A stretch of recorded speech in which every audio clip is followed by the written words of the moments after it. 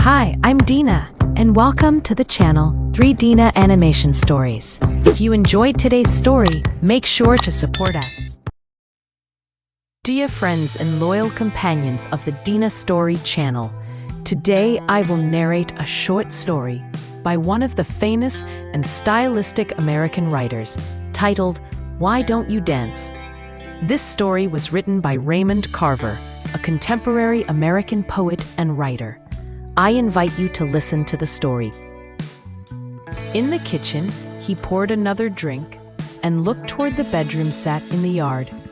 The mattress was striped, and the sheets were striped too, beside 2 pillows on the dresser. Apart from these, everything else was the same as it had been in the bedroom.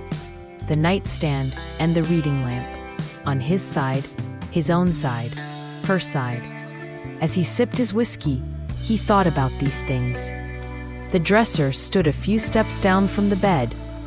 That morning, he had emptied the drawers into cartons, and the cartons were in the living room. A small heater stood next to the dresser. A wicker chair with a decorative cushion sat at the foot of the bed. The shiny aluminum kitchen table and chairs took up part of the yard's entrance. A large yellow muslin tablecloth that they had received as a gift covered the table, hanging down from all sides. A red vase sat on the table, along with a box of silver cutlery and the gramophone, all of which had been gifts too. The large cabinet TV stood on the living room table, and a few steps away, there was a couch, a chair, and a floor lamp. The writing desk was placed in front of the garage door with a few items on top of it, a wall clock and 2 framed copies of paintings. At the yard's entrance, there was a carton full of cups, glasses, and plates, each wrapped carefully in newspaper. That morning, he had emptied all the drawers, and except for 3 cartons in the living room, everything else had been moved outside. Extension cords had been stretched out, and everything was plugged in. Everything worked, no different from when they were inside the house.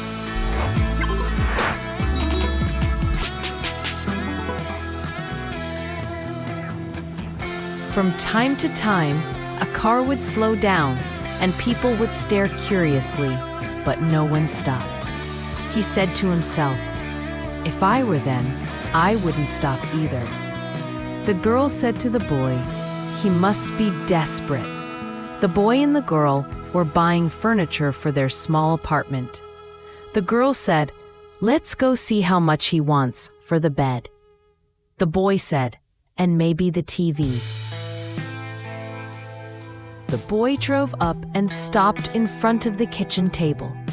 They got out of the car and began looking around. The girl ran her hand across the yellow muslin tablecloth. The boy plugged in the blender and turned the switch to grind. The girl picked up a 3-legged stool.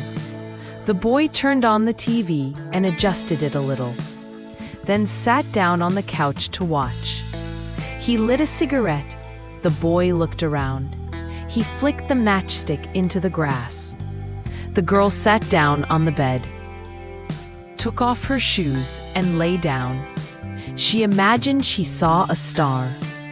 Come here, Jack, she said. Come try the bed. The boy asked, how is it? The girl said, come try it. The boy looked around. The house was dark. It feels weird, he said. Maybe I should see if anyone's home. The girl bounced on the bed and said, try it first. The boy lay down and put the pillow under his head. How is it? She asked. Is it firm? The girl turned on her side, placed her hand on his face, and said, kiss me. The boy said, we better get up. Kiss me. She closed her eyes. He held her close. The boy said, I'd better see if anyone's home. But he only sat up and stayed where he was, pretending to watch the TV. In the houses up and down the street, lights were turning on. The girl said, "Don't you think it's funny?" Then she grinned and left the sentence unfinished. The boy laughed. Pointlessly, he turned on the bedside lamp.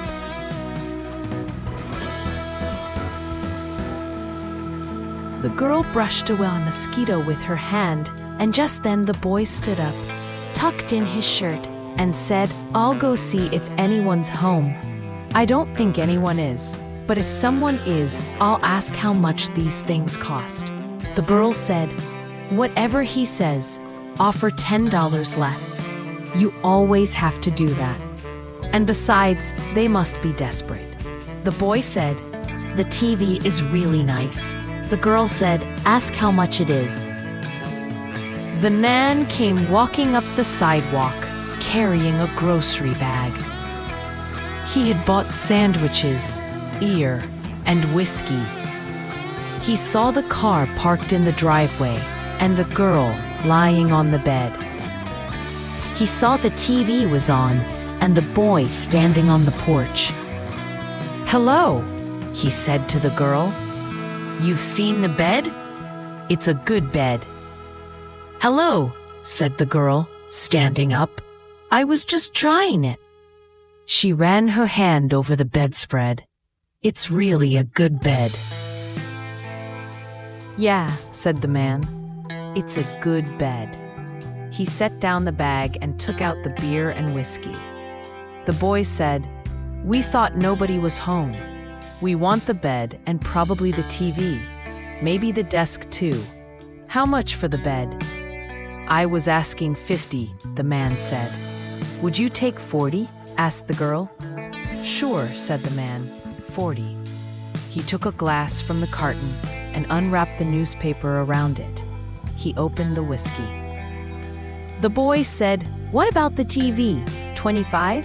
The girl said, "Would you take 15? "Sure," said the man. 15's fine." The girl looked at the boy. The man said, "Kids, how about a drink? The glasses are in that box. I think I'll sit down. I want to sit on the couch." The man sat on the couch, leaned back, and stared at the boy and girl. The boy found 2 glasses and poured the whiskey. "Enough," said the girl. "Mix mine with water." She pulled out a chair and sat at the kitchen table.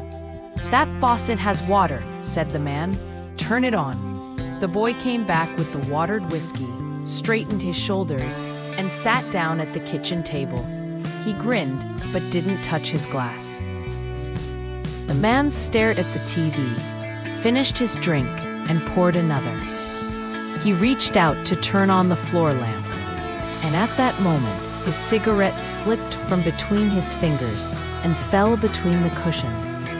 The girl jumped up to help him find it. The boy said, "Well, which ones do you want?"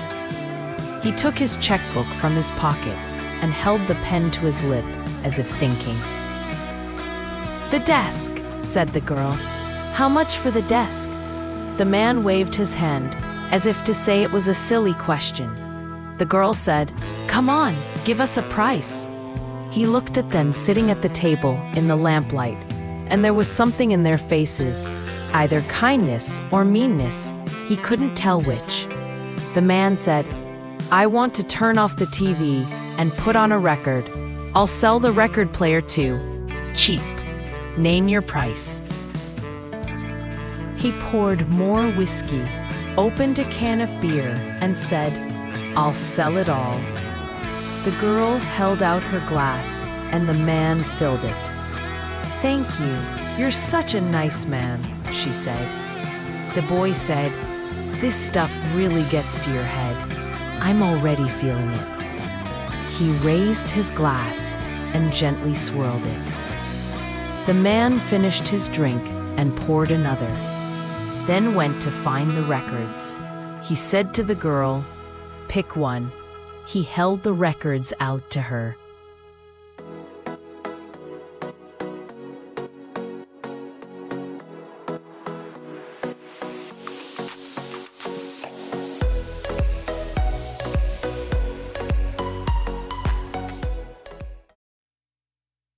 the boy was writing a check.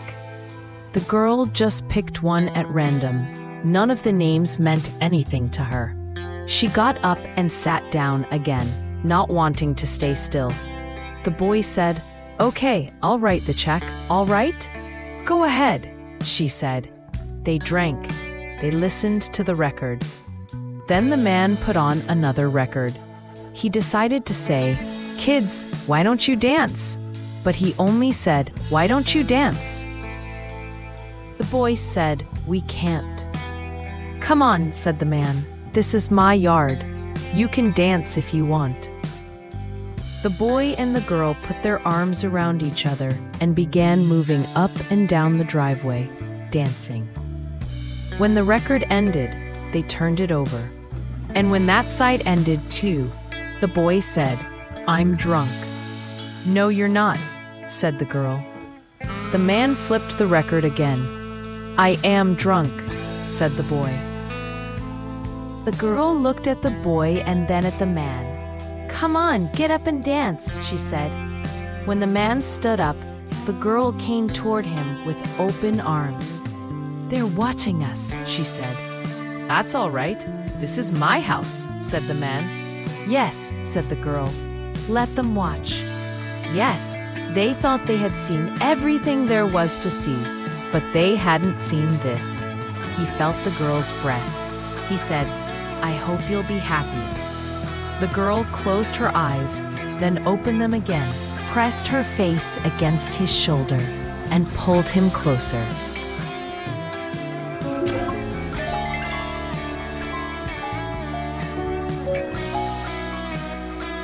"You must have been desperate," the girl said. Weeks later, the girl was telling the story. The guy was middle-aged. He'd moved everything right out into the yard. I'm telling you. We were both drunk, and we danced in the driveway. Oh my God, don't laugh. He even gave us the record playing. See this one? He gave us all these stupid old records too. Look at this junk. She kept talking, telling the story to everyone, trying to get it out of her system. But after a while, she stopped trying.